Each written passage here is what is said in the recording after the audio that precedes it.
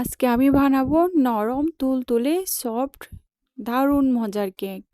এই কেক সহজে আপনারা বানিয়ে নিতে পারবেন। এর জন্য প্রথমে লাগবে 2টা ডিম, 1 চামচ চিনি, তার মধ্যে কিছু লবণ দিয়ে দিলাম, 3 গ্রামের মতো ইস্ট, সামান্য গরম পানি দিয়ে ভালো করে নেড়ে চেড়ে নিচ্ছি। এখানের মধ্যে আমি 300 গ্রাম ময়দা দিয়ে দিলাম। আবার নেড়ে চেড়ে নিয়ে 30 মিনিটের জন্য ঢাকনা দিয়ে ঢেকে রেস্টে রেখে দেব। 30 মিনিট পর আবার নেড়ে চেড়ে নিচ্ছি। কিছু কিশমিশ দিয়ে আবার ভালো করে মিশিয়ে নেব। একটা ট্রের মধ্যে তেল ব্রাশ করে নেব। এখানে আগে থেকে তৈরিযুক্ত ব্যাটার ঢেলে দিলাম।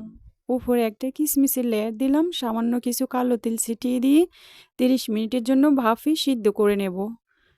30 মিনিট পরে এই যে কেটে নিচ্ছি। খেতে দারুণ মজার নরম তুলতুলে কেক। যদি ভালো লাগে চ্যানেলকে সাবস্ক্রাইব করে পাশে থাকবেন। সবাইকে ধন্যবাদ।